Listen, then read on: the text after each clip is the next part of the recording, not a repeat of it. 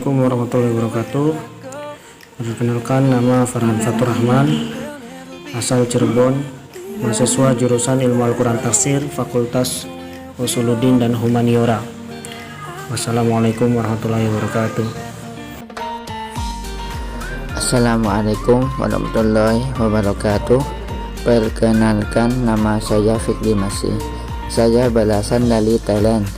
Kami dari Prodi Ilmu Al-Quran dan Tafsir, Fakultas Usuluddin dan Humaniora, UI Wali Songo Semarang. Assalamualaikum warahmatullahi wabarakatuh. Perkenalkan, nama saya Uswatun Hasanah dari Jawa Timur. Kami dari kelas IAT PK2 Prodi Ilmu Al-Quran dan Tafsir, Fakultas Usuluddin dan Humaniora, UI Wali Songo Semarang. Kami dari kelompok A akan menjelaskan tentang stoicisme. Apa itu stoicisme? Oke, langsung saja kita tonton video berikut ini.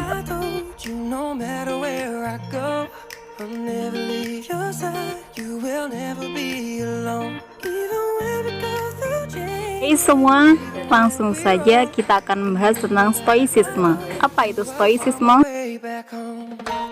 Saat mendengar kata filsafat, mungkin kita akan berpikir bahwasanya itu ialah suatu hal yang berat, mendalam, dan ribet. Namun berbeda dengan diskusi kita kali ini, yaitu stoicisme atau dalam bahasa Indonesia stoikisme, biasa disebut seperti itu. Ialah suatu aliran filsafat Yunani kuno yang sangat sederhana. Stoikisme biasa disebut stoa, artinya teras, yang kesannya lebih santai. Karena murid-murid stoikisme ini ketika itu mengaji atau berdiskusi pada teras di suatu kota di Athena. Dan stoikisme ialah, ada yang berpendapat bahwasanya stoikisme itu ialah salah satu pemikiran filsafat yang sangat islami, gagasan-gagasannya, padahal jauh sebelum Islam datang. Para filsuf stoik memandang kebahagiaan itu bukan untuk dikejar. Mereka lebih berfokus bagaimana kita bisa mengurangi emosi-emosi negatif seperti marah, sedih, stres, atau galau, dan sebagainya. Emosi negatif itu bisa diobati dengan filosofi. Perlu diketahui bahwasanya stoikisme ini lahir pada awal abad ketiga sebelum Masehi.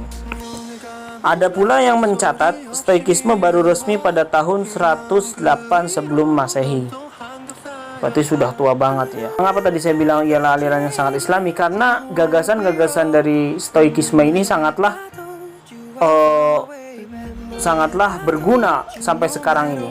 Berikut ini adalah 5 filosofi stoik yang bisa kita terapkan dalam hidup kita agar kita bisa meraih kebahagiaan. Yang pertama, bahagia itu adalah tentang berfokus pada hal-hal yang berada di bawah kendali kita sendiri.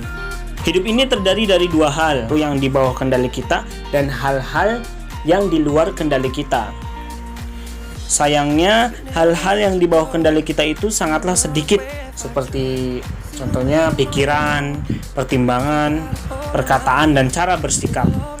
Sisanya di luar kendali diri kita. Bahkan kekayaan, kesehatan, dan reputasi kita pun tidaklah berada dalam kendali diri kita ini. Segala perasaan negatif kita seperti marah, bete, galau, dan emosi negatif lainnya itu karena kita menggantungkan kebahagiaan, maksudnya menggantungkan kebahagiaan kita dengan hal-hal di luar kendali kita. Sebaliknya, bahagia itu sendiri seharusnya disandarkan dengan sesuatu yang di bawah kendali kita. Yang kedua, para filsuf kuno berpendapat bahwasanya kita adalah bagian dari semesta, maka hidup harmonislah dengan alam. Manusia merupakan bagian dari semesta yang luas ini. Namun, kita memiliki keunggulan dengan akal dan budi yang kita miliki. Tetapi untuk meraih kebahagiaan, kita juga harus hidup selaras dengan alam, dengan memperlakukannya dengan baik. Yang ketiga, berbahagialah dengan kata hatimu, bukan perkataan orang lain. Bahagia adalah tentang menjadi versi terbaik dari dirimu sendiri, bukan berdasarkan apa yang orang lain katakan. Menurut Marcus Aurelius, yang merupakan salah satu filsuf stoik termasyhur, apa yang kita dengar itu hanyalah opini, bukan kebenaran. Yang keempat, tidak memperumit suatu masalah.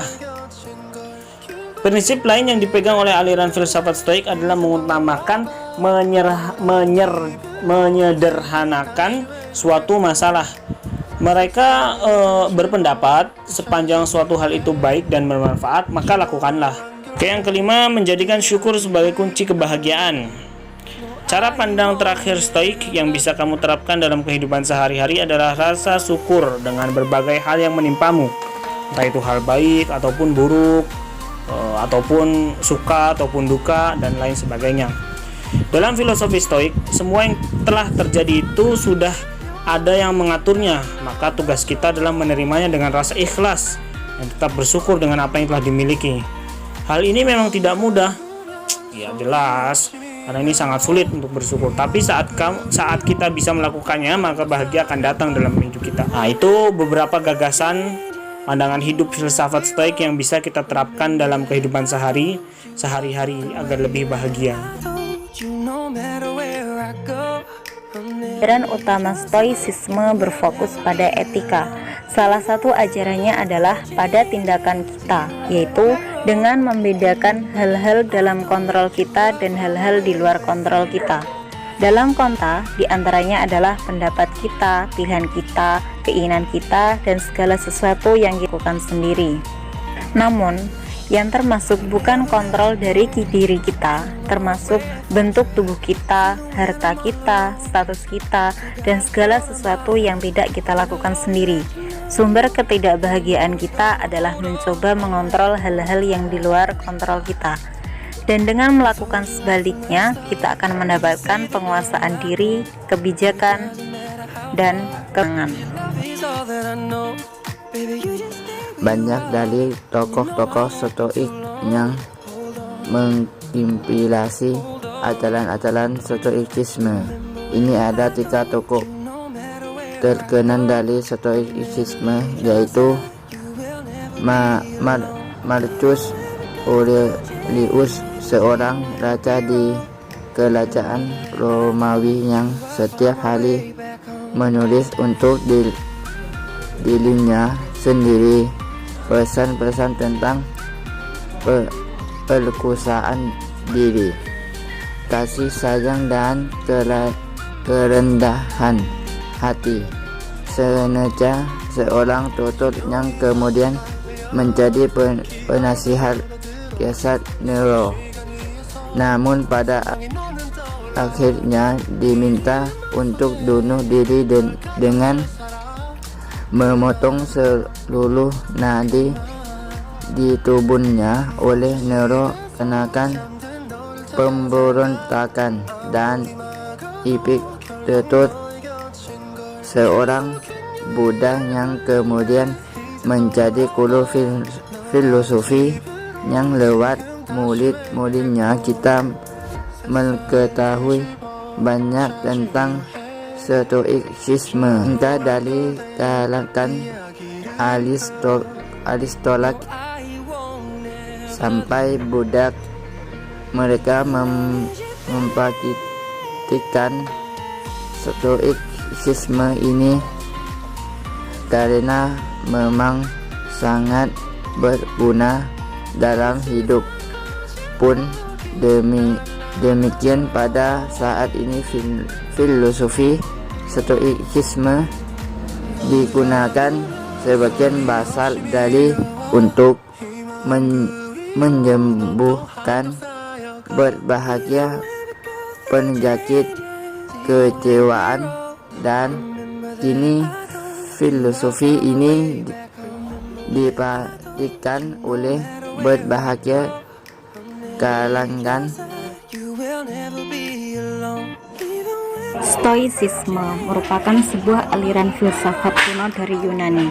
Poin utama yang dibawa yaitu memisahkan setiap hal di dunia menjadi sesuatu yang bisa kita kontrol dan tidak bisa kita kontrol. Apa yang akan kita lakukan selanjutnya? Apakah akan berdasarkan pemisahan hal-hal tersebut? Tokoh-tokoh terkenal dari aliran filsafat ini antara lain Marcus Aurelius, Seneca, dan Epictetus. Dari materi Stoicisme, banyak sekali pelajaran yang bisa kita ambil. Quotes yang akan kita bahas kali ini merupakan hasil pemikiran mereka sebagai Stoics. Yang pertama yaitu, tidak peduli apapun yang orang lain katakan, tugasku hanyalah menjadi orang baik. Marcus Aurelius.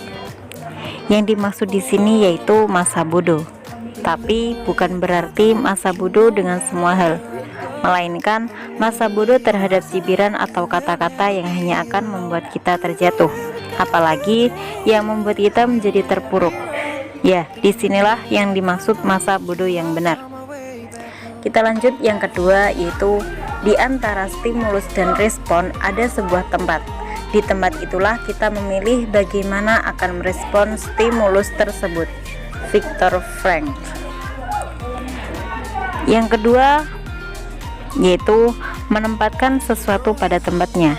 Jadi, menurut filosofi Stoicisme, segala sesuatu sudah ada porsinya masing-masing. Jadi, segala sesuatu juga harus pada tempatnya agar tidak terjadi suatu benturan. Yang ketiga, balas dendam terbaik adalah dengan tidak menjadi seperti musuhmu. Marcus Aurelius. Ketika musuh melakukan sesuatu kepada kita, sebaiknya kita tidak melakukan hal yang sama kepadanya. Karena apa? Karena segala sesuatu sudah ada yang mengatur, dan semua perbuatan akan ada balasannya tanpa kita harus membalasnya. Yang keempat yaitu, kita bukannya punya waktu yang sedikit untuk hidup, tetapi kitalah yang membuat banyak waktu tersebut. Seneca. Al-waqtu asmanu minaz zahab. Waktu lebih berharga daripada emas. Dalam hal tersebut sudah jelas bahwa waktu sangat berharga, maka kita harus memanfaatkan waktu yang ada dengan sebaik mungkin. Dalam artian, kita tidak membuang-buang waktu yang ada hanya dengan hal-hal yang kurang bermanfaat. Kita lanjut yang kelima. Aku tidak bisa menghindari kematian, tapi paling tidak aku bisa menghilangkan ketakutan akan hal itu. Epictetus. Nomor 5 ini maksudnya, ketika sesuatu hal yang mustahil kita untuk meraihnya, apa salahnya jika kita berusaha mencoba? Namanya juga kehidupan. Kalah menang itu biasa, jatuh bangun itu wajar saja. Jadi, jangan takut mencoba. Jangan takut untuk merubah takdir yang ada, walaupun nyawa jadi taruhannya. Nomor 6. Kita lebih menderita di pikiran kita dibanding dengan di kenyataan yang sebenarnya. Seneca. Nomor 6 ini menjelaskan tentang pola pikir atau otak. Adalah suatu pengendali semua anggota tubuh. Jadi, di dalam jiwa yang kuat terdapat tubuh yang sehat. Apabila pola pikir kita sehat, semua akan berjalan dengan baik-baik saja, tanpa ada tekanan dari pola pikir yang rusak. Yang nomor 7, jika itu tidak benar, jangan lakukan hal tersebut. Jika itu tidak benar, jangan katakan hal tersebut.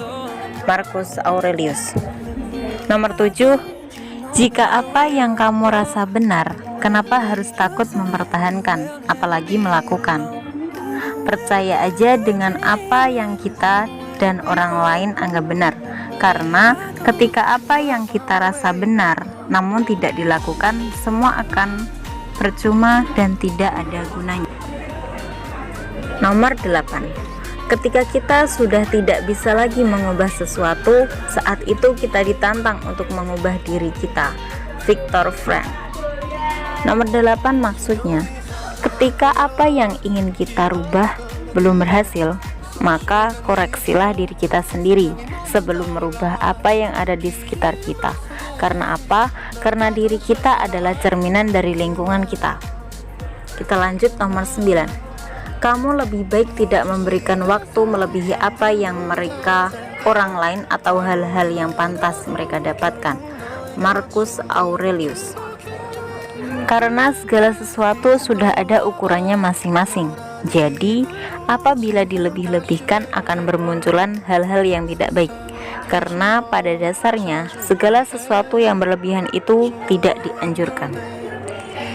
Yang terakhir yaitu Banyak hal dari apa yang kita katakan atau kita lakukan adalah sesuatu yang tidak terlalu penting.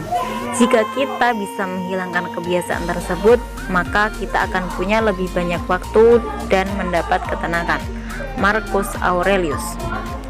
Alangkah baiknya jika kita memiliki sedikit rencana tapi terlaksana, daripada banyak rencana tapi hanya berujung wacana. Karena segala sesuatu itu perlu bukti, bukan hanya janji. Jadi sedikit itu bukan masalah, asalkan terlaksana. Kenapa harus susah? Gimana videonya? Sungguh menarik bukan? Semoga itu semua bisa bermanfaat untuk kita semua. Cukup sekian dari kami. Wassalamualaikum warahmatullahi wabarakatuh. See you next time.